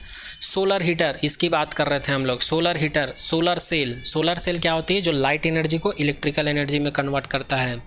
LED bulb, steam engine, radio, car engine, तो ये सभी क्या है, एक प्रकार के एनर्जी कन्वर्जन डिवाइस होते हैं। ठीक है, आई होप आज का एक लेक्चर में सभी टॉपिक आप लोग को समझ में आ रहा होगा। चलिए आगे बढ़ते हैं। अब आगे हम लोग बात करते हैं एक महत्वपूर्ण टॉपिक के बारे में, यहाँ से एग्जाम में आप लोग के क्वेश्चन बनता है, law of conservation of energy. Sorry for that. अब नेक्स्ट बात करते हैं law of conservation of energy. तो जैसे कि यहाँ पर फर्स्ट ही वर्ड में देख रहे हैं लॉ का मतलब होता है ये कुछ नियम होगा, ठीक है, इनका कुछ ना कुछ स्टेटमेंट होगा। तो वो स्टेटमेंट क्या आता है उसको पहले देख लेते हैं। लॉ और statement, energy can neither be created nor be destroyed although it can be converted और transformed from one form to another form. बोलने का मतलब ये है किसी भी एनर्जी को चाहे वो लाइट एनर्जी हो, मैकेनिकल एनर्जी हो, काइनेटिक एनर्जी हो, पोटेंशियल एनर्जी हो, उसको ना तो बनाया जा सकता है ना ही उसको ख़त्म किया जा सकता है। हालांकि उसको वन फॉर्म से दूसरे फॉर्म में कन्वर्ट या ट्रांसफॉर्म किया जा सकता है। तो ये क्या है, इसी को कहा जाता है law of conservation of energy. तो law of conservation of energy का स्टेटमेंट क्या है, एक बार और रिपीट कर देता हूँ। किसी भी एनर्जी को, चाहे वो काइनेटिक एनर्जी हो, पोटेंशियल एनर्जी हो, मैकेनिकल एनर्जी हो, लाइट एनर्जी हो, इलेक्ट्रिकल एनर्जी हो, केमिकल एनर्जी, कुछ भी एनर्जी हो, उसको ना तो बनाया जा सकता है और ना ही उसको ख़त्म किया जा सकता है, बल्कि एक फॉर्म से दूसरे फॉर्म में उसको कन्वर्ट किया जा सकता है। जैसे कि मैं आप लोग को बताया हूँ कि इतने सारे एनर्जी को हम लोग दूसरे एनर्जी में कन्वर्ट कर सकते हैं इन सभी डिवाइस के द्वारा। ठीक है, तो इसी को मैथमेटिकली, इसी स्टेटमेंट को अगर हम लोग मैथमेटिकली समझें तो उस डिवाइस का जो टोटल एनर्जी है वो क्या होता है, कांस्टेंट होता है। इसी को अगर मैथमेटिकली समझें तो उस डिवाइस का, जिस डिवाइस के थ्रू एक एनर्जी को दूसरे एनर्जी में कन्वर्ट किया जाता है, उसका टोटल एनर्जी या जिस भी एनर्जी की हम लोग बात कर रहे हैं उसका टोटल एनर्जी क्या होना चाहिए, कांस्टेंट होना चाहिए। तो हम लोग लिख सकते हैं E is equal to constant. और टोटल एनर्जी क्या होता है, kinetic energy plus potential energy होता है। तो total energy is equal to kinetic energy plus potential energy क्या होना चाहिए, कांस्टेंट होना चाहिए। तो इसी को कहा जाता है law of conservation of energy का स्टेटमेंट। अब चलिए इसको प्रूफ करके देखते हैं। अभी यहाँ पर हम लोग जो देखे हैं ये क्या चीज़ है, स्टेटमेंट है। अच्छा, इसका एक आध एग्जाम्पल देखते हैं। चलिए इसका एक एग्जाम्पल बता देता हूँ। जैसे कि ये एक स्प्रिंग है और इस स्प्रिंग से एक बॉडी कनेक्टेड है। जैसे इस बॉडी को हम लोग कंप्रेस करते हैं, कंप्रेस करके छोड़ देते हैं, तो एक इक्विलिब्रियम पॉइंट की to and fro to and fro, बार बार इसी पाथ में सेम टाइम में अपने मोशंस को क्या करता है, रिपीट करता है, जिसको हम लोग सिंपल हार्मोनिक मोशन भी कह सकते हैं। तो यहाँ पर क्या होता है, इसके पास पहले पोटेंशियल एनर्जी होता है, पोटेंशियल एनर्जी काइनेटिक एनर्जी में चेंज होता है, काइनेटिक एनर्जी फिर पोटेंशियल एनर्जी में चेंज होता है, पोटेंशियल एनर्जी फिर काइनेटिक एनर्जी में चेंज होता है। तो बार बार ये प्रोसेस जो है चलती रहती है, ठीक है। तो यहाँ पर काइनेटिक एनर्जी और पोटेंशियल एनर्जी दोनों ही यहाँ पर क्या होते हैं, कांस्टेंट होते हैं। इसी प्रकार दूसरा एग्जाम्पल है, अगर ये अर्थ सरफेस है और अर्थ सरफेस से किसी हाइट से किसी बॉडी को नीचे ग्राउंड सरफेस पर फॉल डाउन किया जाता है, या इसको हम लोग बोल सकते हैं फ्री फॉल बॉडी बोल सकते हैं। तो इसके लिए भी टोटल एनर्जी क्या होता है, कांस्टेंट होता है। अभी इसको हम लोग प्रूफ करेंगे, conservation of energy for free fall body. तो इसके लिए टोटल एनर्जी कैसे कांस्टेंट होता है, इसको हम लोग अभी प्रूफ करेंगे। इसी प्रकार एक और एग्जाम्पल है कंजर्वेशन लॉ ऑफ एनर्जी का, सिंपल पेंडुलम के लिए। तो सिंपल पेंडुलम क्या होता है, एक बेस पर एक स्ट्रिंग लेते हैं, स्ट्रिंग की दूसरे छोर पर एक बॉडी को फिक्स कर देते हैं, फिर इसको थोड़ा सा डिस्प्लेस करके हम लोग छोड़ देते हैं। तो ये जो बॉडी यहाँ से यहाँ तक, यहाँ से यहाँ तक, यहाँ से यहाँ तक बार बार अपने मोशंस को क्या करते हैं, रिपीट करते हैं। तो इस प्रकार के अरेंजमेंट को क्या कहा जाता है, सिंपल पेंडुलम कहा जाता है। तो इस बॉडी के लिए इस पॉइंट पर और इस पॉइंट पर टोटल एनर्जी का वैल्यू क्या होता है, कांस्टेंट होता है। इसको भी आगे हम लोग प्रूफ करेंगे। तो ये तीनों ही सिस्टम क्या है, law of conservation of energy का क्या है, एग्जाम्पल है। अब चलिए हम लोग फ्री फॉल बॉडी के लिए प्रूफ करते हैं कि टोटल एनर्जी कैसे कांस्टेंट होता है या एनर्जी कैसे कंजर्व होता है बॉडी के अंदर में। Conservation of energy for free fall body, तो इसके लिए एक सिस्टम कंसिडर कर लेते हैं। यहाँ पर हम लोग कंसिडर कर लेते हैं ये अर्थ सरफेस है, ये क्या है, अर्थ सरफेस है। अब हम लोग कंसिडर कर लेते हैं हमारे पास एक बॉडी है ए, क्या है, एक बॉडी है ए, जो अर्थ सरफेस से किस हाइट पर है, एज हाइट पर है, और इसका मास क्या है, स्मॉल एम है। अब इस एज हाइट से इस बॉडी को ए पॉइंट से जब नीचे की तरफ गिराते हैं, ग्राउंड सरफेस पर गिराते हैं, तो ये तीन कंडीशन से होकर गुजरता है। ये बॉडी पहले इस पोजीशन से पॉइंट ए से पॉइंट बी पर आता है, पॉइंट बी से पॉइंट सी पर आता है। ये चूंकि रुक रुक के नहीं, ये कंटिन्यूअसली होता है। हम लोग बस कैलकुलेशन पर्पज से ऐसा कंसिडर किए हैं कि ये बॉडी का, ये जो बॉडी ए है इसका तीन पोजीशन है, point A, point B, point C. हम लोग कंसिडर कर लेते हैं पॉइंट ए पर अर्थ सरफेस से हाइट कितनी, एच है, और इन पॉइंट ए पर और पॉइंट बी पर ये जो बॉडी की पोजीशन है, दोनों के बीच का डिस्टेंस कितना है, एक्स है। तो यहाँ पर अर्थ सरफेस से ये बॉडी बी है, यहाँ पर इसकी हाइट कितनी हो जाएगी, तो अगर मैं एच में से इतने को हटाकर फेंक दूं, तो यहाँ पर ये हाइट जो बचेगी अर्थ सरफेस से, ये अर्थ सरफेस से जो हाइट बचेगी एच माइनस एक्स लिख सकता हूँ। यहाँ पर पॉइंट बी और पॉइंट सी, इनके बीच के डिस्टेंस को मैं क्या लिख सकता हूँ जी, एच माइनस एक्स लिख सकता हूँ। क्यों, क्योंकि एच में से अगर मैं इतने वाले डिस्टेंस को हटा दूं, काट के फेंक दूं, तो मुझे ये वाला डिस्टेंस मिल जाएगा ना, ठीक है। तो एक बार और रिपीट कर देता हूं, ये जो पॉइंट ए पर जो ऑब्जेक्ट है इसकी हाइट कितनी है, एच है, ठीक है। और पॉइंट ए पर और पॉइंट बी पर दोनों के बीच का जो डिस्टेंस है इसको एक्स कंसीडर कर रखे हैं। तो फिर पॉइंट सी और बी के बीच का डिस्टेंस कितना होगा, तो एच में से एक्स को हटा दूंगा तो मुझे क्या मिल जाएगा, एच माइनस एक्स मिल जाएगा। फिर ये वाला डिस्टेंस मुझे मिल जाएगा, ये वाला डिस्टेंस क्या हो जाएगा, मिल जाएगा मुझे। तो इसीलिए ऐसा किया हूँ। अब चलिए हम लोग पॉइंट ए के लिए, पॉइंट बी के लिए और पॉइंट सी के लिए तो काइनेटिक एनर्जी निकालते हैं, पोटेंशियल एनर्जी निकालते हैं, फिर इसका टोटल एनर्जी निकालेंगे और टोटल एनर्जी कांस्टेंट है कि नहीं चेक करेंगे। यदि तीनों ही पॉइंट पर अगर हम लोग को जो टोटल एनर्जी है ये सेम मिल गया, अगर तीनों ही पॉइंट पर अगर हम लोग को टोटल एनर्जी सेम मिल गया, इसका मतलब टोटल एनर्जी क्या है, कांस्टेंट है। टोटल एनर्जी ना तो पॉइंट ए पर चेंज होगा, ना तो पॉइंट बी पर चेंज होगा और ना ही पॉइंट सी पर चेंज होगा। इसका मतलब वो हर एक पॉइंट पर क्या होगा, कांस्टेंट होगा। और जब टोटल एनर्जी कांस्टेंट हो गया, इसका मतलब इस फ्री फॉल बॉडी के लिए एनर्जी क्या हो गई, कंजर्वेशन हो गई, ठीक है। लॉ ऑफ कंजर्वेशन उसी को कहते हैं। तो चलिए सबसे पहले हम लोग इस बॉडी का पॉइंट ए पर टोटल एनर्जी निकालते हैं। तो यहाँ पर उसी को लिखा है फॉर पॉइंट ए। तो पॉइंट ए पर वेलोसिटी कितना है, अभी 0 है। क्यों, क्योंकि यहाँ से इसको हम लोग ऊपर फेंकते हैं ना, एच हाइट पर जाकर ये नीचे गिरने लगती है, क्योंकि नीचे से ऊपर फेंकने पर इसकी वेलोसिटी डिक्रीज होती, एक पॉइंट पर इसका वैल्यू 0 हो जाता है, फिर यहाँ से ये नीचे गिरने लगती है। तो इस पॉइंट ए पर वेलोसिटी क्या हो जाएगी 0, इसलिए पॉइंट ए पर इस बॉडी की काइनेटिक एनर्जी क्या हो जाएगी, kinetic energy at point A is equals to 0।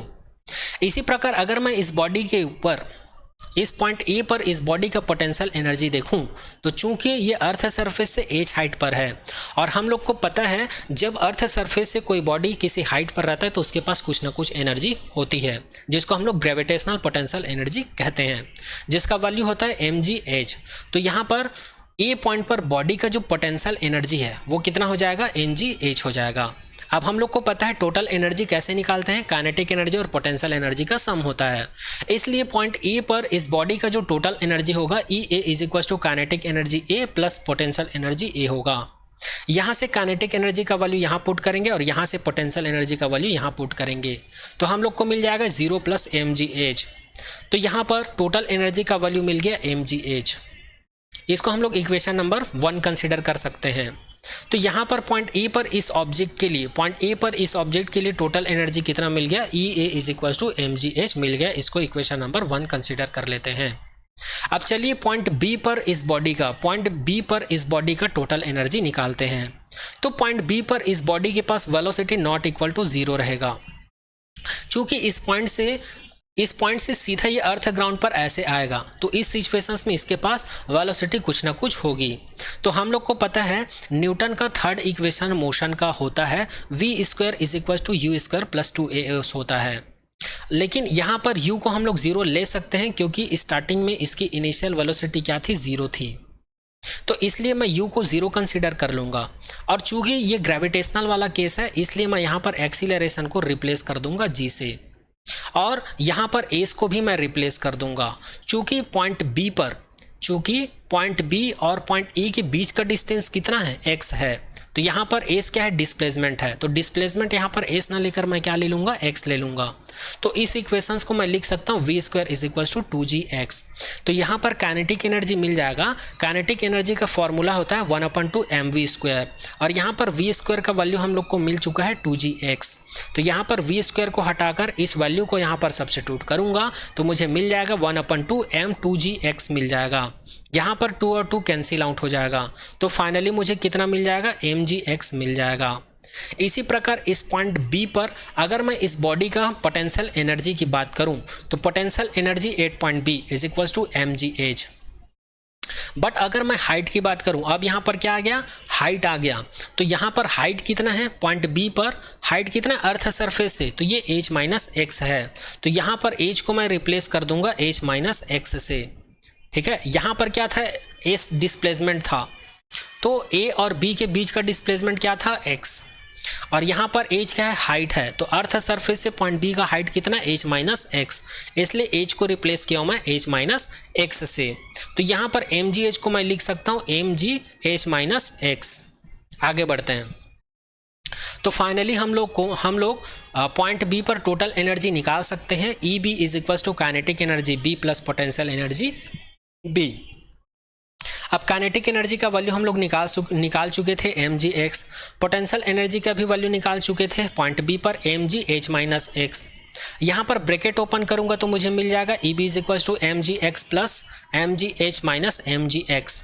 यहाँ पर mgx और mgx कैंसिल आउट हो जाएगा तो मुझे मिल जाएगा E B is equal to mgh। इसको मैं इक्वेशन नंबर 2 कंसीडर कर लेता हूँ। अब इसी प्रकार हम लोग पॉइंट सी के लिए भी टोटल एनर्जी निकालेंगे।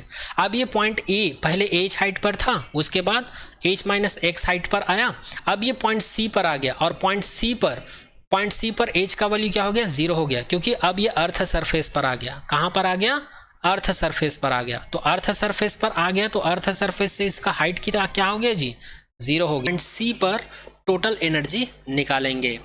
तो पॉइंट सी पर जब ये पॉइंट ए से पॉइंट बी तक, फिर पॉइंट बी से पॉइंट सी तक आता है, ये तो पॉइंट बी पर ये आता है यहाँ से, तो जो वेलोसिटी है इसकी नॉट इक्वल टू 0 रहता है। जब ये बी से सी पॉइंट पर आता है तब भी इसकी वेलोसिटी जो है नॉट इक्वल टू 0 रहता है, मतलब इसकी कुछ ना कुछ वेलोसिटी होगी पॉइंट बी से सी तक आएगी। तो इसलिए यहाँ पर फिर से हम लोग न्यूटन का third equations, motion equations use करेंगे। v² is equal to u² plus 2as। अब यहाँ पर इनिशियल वेलोसिटी को फिर से हम लोग 0 कंसिडर कर लेते हैं और ए को हम लोग जी से रिप्लेस कर देते हैं। और यहाँ पर एज क्या चीज़ है, एज जो है डिस्प्लेसमेंट है, तो यहाँ पर एज को हम लोग एज ही कंसिडर करेंगे, क्योंकि यहाँ पर पॉइंट सी पर बॉडी आ कहाँ से रहा है, चूंकि ये किस रास्ते से आ रहा है उससे हमको मतलब नहीं रहता। डिस्प्लेसमेंट में केवल इनिशियल पॉइंट और फाइनल पॉइंट से मतलब रहता है। और ये पॉइंट सी पर कहाँ से आ रहा है, ये बॉडी जो है पॉइंट ए से आ रहा है, तो यहाँ पर डिस्प्लेसमेंट को हम लोग क्या कंसीडर करेंगे, एज कंसीडर करेंगे, क्योंकि पॉइंट ए से सी पॉइंट के बीच का डिस्प्लेसमेंट क्या है, एज है। इसलिए यहाँ पर एज क्या है, डिस्प्लेसमेंट है। एज को मैं रिप्लेस कर दूंगा एज से और ए को मैं रिप्लेस कर दूंगा जी से, क्योंकि यहाँ पर ग्रेविटेशनल की बात हो रही है, तो एक्सीलरेशंस की जगह पर ग्रेविटेशनल एक्सीलरेशन कंसीडर करेंगे। और यू क्या चीज़ है यहाँ पर, इनिशियल वेलोसिटी, इसलिए इसको यू 0 कंसीडर करेंगे। तो यहाँ पर वी स्क्वायर का वैल्यू हम लोग को क्या मिल जाता है, 2gh मिल जाता है। अब हम लोग को काइनेटिक एनर्जी का डेफिनेशन पता है, तो पॉइंट सी पर काइनेटिक एनर्जी का डेफिनेशन अप्लाई करेंगे, तो kinetic energy at point C is equal to 1/2 m। यहाँ पर काइनेटिक एनर्जी का जो डेफिनेशन होता है वो होता है 1/2 mv²। तो यहाँ पर वी स्क्वायर का वैल्यू हम लोग निकाल चुके हैं 2gh, तो यहाँ पर वी स्क्वायर के जगह पर मैं क्या सब्स्टिट्यूट कर दूंगा, 2gh। तो यहाँ पर 2 और 2 क्या हो जाएगा, कैंसिल आउट हो जाएगा। तो kinetic energy 8.c is equal to क्या मिल जाएगा, mgh मिल जाएगा। ठीक है, अब चलिए पॉइंट सी पर हम लोग पोटेंशियल एनर्जी निकालते हैं। तो चूंकि हम लोग पोटेंशियल एनर्जी का डेफिनेशन पढ़ चुके हैं, पोटेंशियल एनर्जी का डेफिनेशन हमको क्या बोलता है कि जब भी कोई बॉडी जो है अर्थ सरफेस से कुछ हाइट पर रहेगा, तब उसके पास कुछ ना कुछ स्टोर्ड एनर्जी रहेगी वर्क करने के लिए। और यदि वो अर्थ सरफेस पर ही रहेगा, कुछ हाइट नहीं होगा, हाइट 0 रहेगा, तो उसके पास कोई पोटेंशियल एनर्जी नहीं रहेगी। तो इसीलिए यहाँ पर पॉइंट सी पर ये तो अर्थ सरफेस पर ही, यहाँ पर कुछ हाइट ही नहीं है, तो यहाँ पर हाइट क्या है, 0 है, इसलिए इसकी पोटेंशियल एनर्जी क्या हो जाएगी, अर्थ सरफेस पर 0 हो जाएगी। क्यों, क्योंकि ये अर्थ सरफेस कंसिडर कर चुके हैं ना हम लोग, अर्थ सरफेस, और बॉडी जो है अर्थ सरफेस पर ही रहेगी, अर्थ सरफेस पर ही रहेगी, तो उसकी पोटेंशियल एनर्जी क्या हो जाएगी, 0। अब चलिए पॉइंट सी पर टोटल एनर्जी निकालते हैं। टोटल एनर्जी का डेफिनेशन है kinetic energy plus potential energy. तो EC is equal to kinetic energy 8.c, kinetic energy 8.c, sorry potential energy 8.c। Kinetic energy का वैल्यू हम लोग को मिल चुका है mgh, पोटेंशियल एनर्जी का वैल्यू हम लोग को मिल चुका है 0। तो EC is equal to mgh मिल जाएगा। तो यहाँ पर EC इज इक्वल टू कितना मिल गया फाइनली, mgh। इसको इक्वेशन नंबर 3 दे देते हैं। अब आप लोग ध्यान से देखिए, इक्वेशन नंबर ए क्या बताता है, पॉइंट ए पर total energy free fall body की EA is equal to mgh। Equation number 2 हमको क्या बताती है, पॉइंट बी पर इस बॉडी के total energy EB is equal to mgh। Equation number 3 हमको क्या बताती है, पॉइंट सी पर उस बॉडी की, फ्री फॉल बॉडी की total energy EC is equal to mgh। तो इक्वेशन नंबर 1, 2, 3 को अगर हम लोग ध्यान से देखें, तो जो तीनों ही पॉइंट पर टोटल एनर्जी है वो क्या है, इक्वल है। इक्वल है इसका मतलब फ्री फॉल बॉडी का जो एनर्जी है क्या है, कांस्टेंट है। टोटल एनर्जी यहाँ पर क्या है जी, कांस्टेंट है। और जब टोटल एनर्जी कांस्टेंट है तो हम लोग कह सकते हैं कि energy will be conserve for free fall body. मतलब फ्री फॉल बॉडी के लिए एनर्जी क्या हो सकती है, कंजर्व हो सकती है, या कंजर्व होगा। यहाँ पर प्रूफ हो गया, क्योंकि कंजर्वेशन लॉ ऑफ एनर्जी का स्टेटमेंट ही था कि किसी भी बॉडी के पास जो टोटल एनर्जी है वो क्या होना चाहिए, कांस्टेंट होना चाहिए। ठीक है, तो पॉइंट ए बी सी तीनों ही पॉइंट पर हमको सेम एनर्जी मिल रही है। इसका मतलब यहाँ पर एनर्जी जो है ना तो नष्ट हो रहा है ना ही खत्म हो रहा है, बल्कि काइनेटिक एनर्जी पोटेंशियल एनर्जी में, पोटेंशियल एनर्जी जो है काइनेटिक एनर्जी में बार बार चेंज हो रही है। ठीक है, जैसे कि पॉइंट ए पर पोटेंशियल एनर्जी हाई था, पॉइंट बी पर काइनेटिक एनर्जी हाई था, फिर पॉइंट सी पर पोटेंशियल एनर्जी लो था। ठीक है, तो इस प्रकार से यहाँ पर प्रूफ होता है कि फ्री फॉल बॉडी के लिए जो एनर्जी है वो क्या रहता है, कंजर्व रहता है। अब चलिए कंजर्वेशन ऑफ एनर्जी का नेक्स्ट एग्जांपल देखते हैं, और नेक्स्ट एग्जांपल है conservation of energy for simple pendulum. तो सबसे पहले सिंपल पेंडुलम क्या होता है इसको हम लोग समझ लेते हैं। सिंपल पेंडुलम एक सेटअप होता है जिसमें एक बेस लेते हैं, या रिजिड सपोर्ट लेते हैं जिसमें एक स्ट्रिंग के एक छोर को इस रिजिड सपोर्ट में फिक्स कर देते हैं और दूसरे छोर पर एक बॉडी को फिक्स कर देते हैं, फिर इसको थोड़ा सा डिस्प्लेस करके छोड़ देते हैं, फिर ये सेम पाथ में सेम टाइम में अपने पाथ को टू एंड फ्रो बार बार रिपीट करती है। तो इस प्रकार के अरेंजमेंट को हम लोग क्या कहते हैं, सिंपल पेंडुलम कहते हैं। और यही चीज़ यहाँ पर लिखा हुआ है, if a heavy point mass be suspended by the weightless perfectly flexible and inextensible string from a rigid support and an arrangement be made for its frictionless oscillations, then this adjustment is called simple pendulum। यहाँ पर consider कर लेते हैं, ये एक rigid support है, ये इसका सेंटर पॉइंट है या सस्पेंडेड पॉइंट बोल सकते हो। ये एक स्ट्रिंग लिए हैं और इस स्ट्रिंग की प्रॉपर्टीज़ है, ये वेटलेस है। वेटलेस है मतलब इसका वेट को W के वैल्यू को हम लोग नेग्लिजिबल कंसीडर कर सकते हैं या ज़ीरो कंसीडर कर सकते हैं। और ये स्ट्रिंग जो है कैसा है, इनएक्सटेंसिबल है, मतलब इस बॉडी को इसके ऊपर फिक्स करते हैं तो इसमें स्ट्रेच प्रोड्यूस नहीं होता है। ये इस प्रकार का स्ट्रिंग है, ठीक है।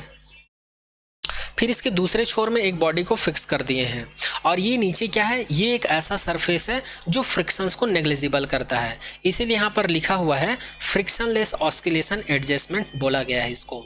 और ये जो बॉडी है इसको पॉइंट मास कंसीडर कर सकते हैं या इसी को स्टील बॉडी कंसीडर कर सकते हैं। जैसे ही इसको कुछ डिस्टेंस पर डिस्प्लेस करके छोड़ते हैं तो ये पॉइंट बी पर आता है, पॉइंट बी से पॉइंट ओ पर आता है, फिर पॉइंट ए पर आता है, फिर पॉइंट ए से ओ पर आता है, फिर ओ से बी पर आता है और ये बार बार अपने मोशंस को ऐसे ही रिपीट करता है। और पॉइंट बी का जो हाइट है फ्रिक्शनलेस सरफेस से वो एज है और पॉइंट ए का जो हाइट है ये भी एज है। तो इस प्रकार का ये जो सेटअप है या एडजस्टमेंट है या अरेंजमेंट है, इसी अरेंजमेंट को क्या कहा जाता है, सिंपल पेंडुलम। इसी अरेंजमेंट को क्या कहा जाता है, सिंपल पेंडुलम। अब इसी के लिए हम लोग क्या निकालने वाले हैं, कंजर्वेशन लॉ ऑफ एनर्जी को हम लोग प्रूफ करने वाले हैं। अर्थात पॉइंट ए पर इस सिस्टम की जो टोटल एनर्जी है और पॉइंट पर इस सिस्टम की जो टोटल एनर्जी है वो क्या होनी चाहिए, कांस्टेंट होनी चाहिए। ये हम लोग को प्रूफ करना है। तो चलिए सबसे पहले हम लोग पॉइंट ए के लिए प्रूफ करते हैं। सबसे पहले हम लोग पॉइंट ए के लिए प्रूफ करते हैं, ठीक है। तो यहाँ पर पॉइंट ए पर ये रेस्ट स्टेट में रहता है। यहाँ पर ओ को बोला जाता है इक्विलिब्रियम पॉइंट। इसको क्या बोला जाता है, इक्विलिब्रियम पॉइंट कहा जाता है, ठीक है। और यहाँ पर ये जो पॉइंट बी है इसको कहा जाता है मैक्सिमा पॉइंट और यहाँ पर ये जो पॉइंट ए है इसको कहा जाता है मैक्सिमा पॉइंट। पॉइंट ए और बी दोनों को ही मैक्सिमा पॉइंट कहा जाता है। और ये जो बॉडी है मैक्सिमा पॉइंट पर आकर ये रेस्ट पर आ जाती है कुछ सेकंड के लिए, बहुत ही कम टाइम के लिए, मिली सेकेंड के लिए।